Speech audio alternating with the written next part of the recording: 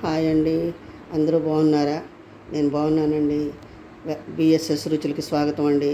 ఇప్పుడు నేను ప్రసాదం పులిహార చేసి చూపిస్తానండి. ఈ గ్లాసులు బియ్యం తీసుకున్నానండి. ఈ గ్లాస్ మీద ఒక గుప్పుడు వేసానండి. దానికి కావాల్సిన పదార్థాలు పసుపు, ఆవాలు, పచ్చిశనగపప్పు, మినపప్పు, జీడిపప్పు, కరివేపాకు, వేరుశనగ గుళ్ళు, ఎండుమిరపకాయలు, ఒక చిన్న అల్లం ముక్క అండి. చిన్న అల్లం ముక్క. తర్వాత ఇదిగోండి చింతపండు పులుసు నేను ఉడకబెట్టి పెట్టుకున్నానండి. దేంట్లో ఇంత చిన్న బెల్లం గడ్డ వేసానండి. ఆ చింతపండు పులుసులో ఇంత చిన్న చాలండి. అది అంతకంటే ఎక్కువ అక్కర్లేదు. నేను చేసే పులిహోరకి అది సరిపోతుందండి. ఇప్పుడు దానికి ఆవపిండి కావాలండి. ఇదిగోండి ఈ ఆవాలు సరిపోతాయండి. ఈ ఆవాలు నేను మీకు మిక్సీలో వేసి పొడి చేసి చూపిస్తానండి. అన్నం పులిహోర కలిపేసిన తర్వాత మొత్తం చల్లారిపోయిన తర్వాత ఆవపిండి కలపాలండి. అప్పుడు నైవేద్యం పెట్టుకోవాలి. నేను మీకు అన్నం వండి చల్లారిపోయాక మళ్ళీ తిరగమోత చూపిస్తానండి. కొన్ని బియ్యం కడిగేసానండి. శుభ్రంగా కడిగానండి. బియ్యం కడిగి 1కి 2.5 నీళ్ళు పోసానండి. కాస్త నూనె వేసాను. ఇందాక మీకు అల్లం ముక్క చూపించాను కదండి, అది కచ్చాపచ్చాగా దంచి దీంట్లో వేసేసానండి. దీంట్లోనే ఉడకాలండి.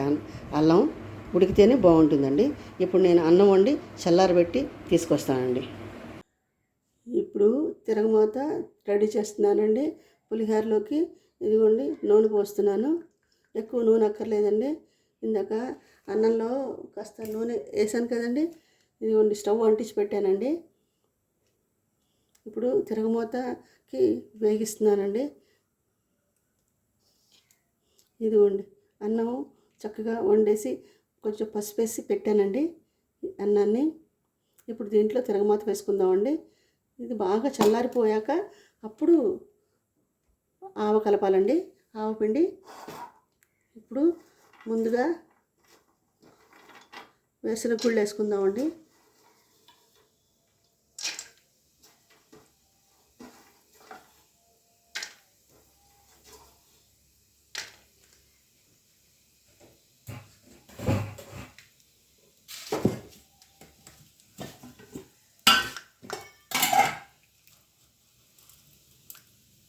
కాస్త పచ్చిశనగపప్పు వేసుకుందామండి.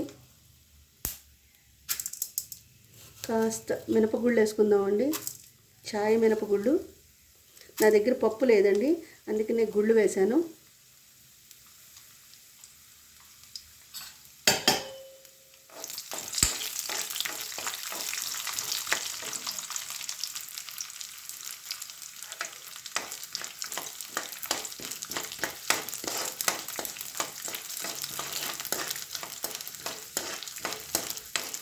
మామూలుగా అయితే ఒక అర స్పూన్ ఆవాలు, 2 ఎండుమిరపకాయలు, ఒక స్పూను బియ్యము నానబెట్టుకోవాలండి. నానబెట్టుకుని కరివేపాకు వేస్తున్నానండి. ఇప్పుడు ఎండుమిరపకాయలు వేస్తున్నానండి. ఎండుమిరపకాయలు గింజలతో సహా వేసేసుకోవాలండి.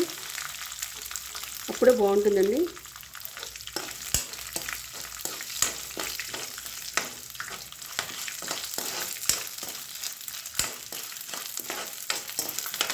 తర్వాత జీడిపప్పులు వేసేస్తున్నానండి. కొంచెం ఆవాలు ఇప్పుడు వేసుకోవాలండి. ఆవాలు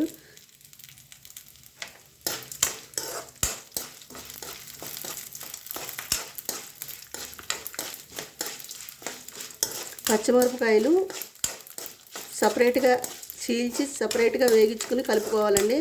చింతపండులో ఉడకబెడతారు అందరూ, కానీ నాకు అది నచ్చదండి. నూనెలో కొంచెం వేగించుకుంటే బాగుంటాయండి పచ్చిమిరపకాయలు నవ్వులుతుంటే. అందుకనే సపరేట్గా వేగిస్తానండి పచ్చిమిరపకాయలు. నేను చూపిస్తాను మీకు. తిరగమాత వేగిపోయిందండి. ఇప్పుడు దీన్ని అన్నంలో కలిపేద్దామండి. నా ఛానల్ కూడా సపోర్ట్ చేసి సబ్స్క్రైబ్ చేసి లైక్ చేయండి ఫ్రెండ్స్.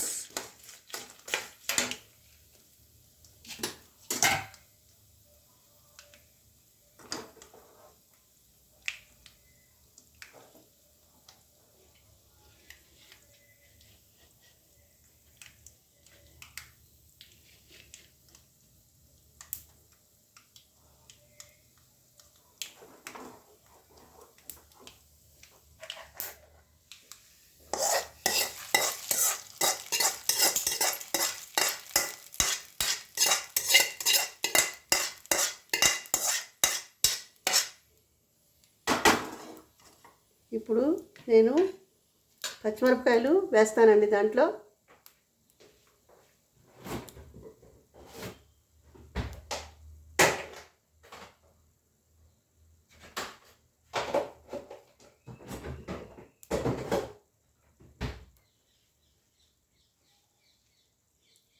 కొంచెం నూనె పోసుకోవాలండి, చాలు.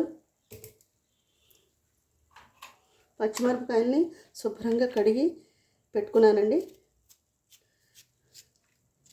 చీల్చేసి నూనెలో వేస్తున్నానండి. పచ్చిమిరపకాయలు కొంచెం చిటపట్లాడతాయండి, జాగ్రత్తగా ఉండాలి.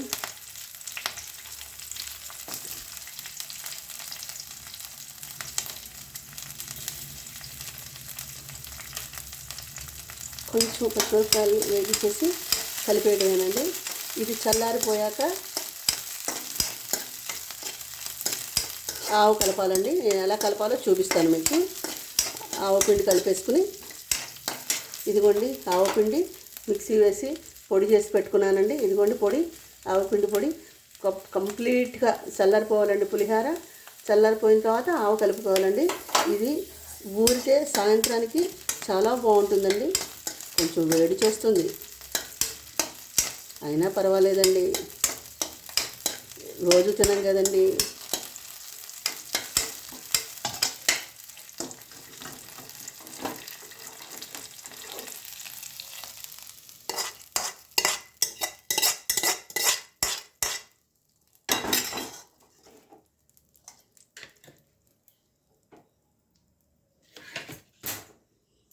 కొండు పులిహార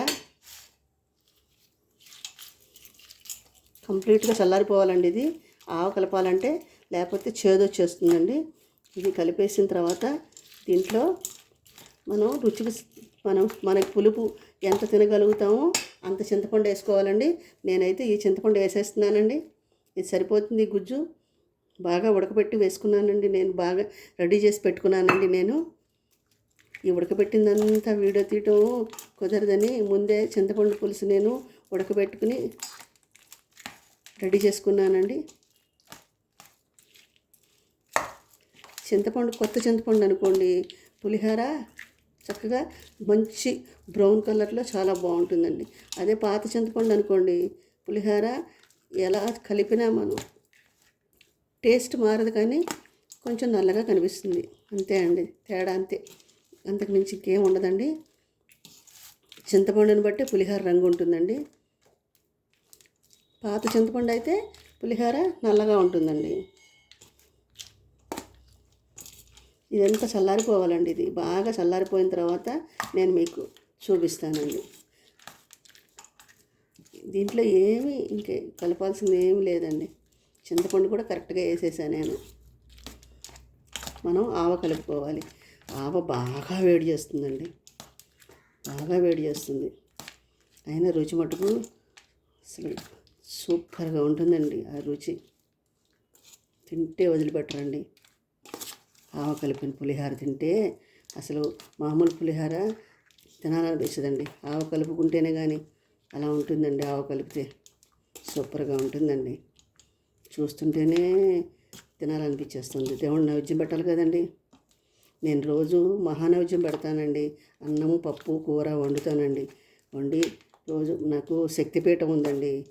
కాబట్టి నేను అన్నం, పప్పు వండి రోజు అన్నం, కూర, పప్పు 2 ఆదినవులు వండి దేవుడికి నైవేద్యం పెట్టుకుంటానండి నేను.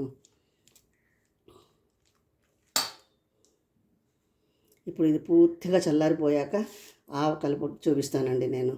ఇది బాగా చల్లారిపోవాలండి, లేకపోతే చేదు వచ్చేస్తుంది. బాగా చల్లారాక చూపిస్తానండి. ఇప్పుడు పులిహోర మొత్తం చల్లారిపోయిందండి, మొత్తం చల్లారిపోయిందండి. ఇదిగోండి ఈ ఆవపిండి ఈ పులిహోరలో కలిపేస్తున్నానండి. చాలా బాగుంటుంది. మీరు కూడా ఒకసారి ట్రై చేయండి, చాలా బాగుంటుందండి. కలిపేసి అంతే అండి. గుళ్ళల్లో ప్రసాదాలు ఇలాగే చేస్తారండి. కాకపోతే దాన్ని ఆవాలు బియ్యం వేసి నానబెట్టి 2 ఎండుమిరపకాయలు వేసి నానబెడతారండి. నానబెట్టి మిక్సీలో దాన్ని పేస్ట్ చేసి పులిహోరలో కలుపుతారండి. అంతే అండి పులిహోర. నా ఛానల్ కూడా సపోర్ట్ చేయండి, సబ్స్క్రైబ్ చేయండి. నాది డివోషనల్ ఛానల్ కూడా ఉందండి, దాన్ని కూడా సబ్స్క్రైబ్ చేయండి. శ్రీ సాయి సత్య డివోషనల్ వర్డ్స్ అండి ఛానల్ పేరు.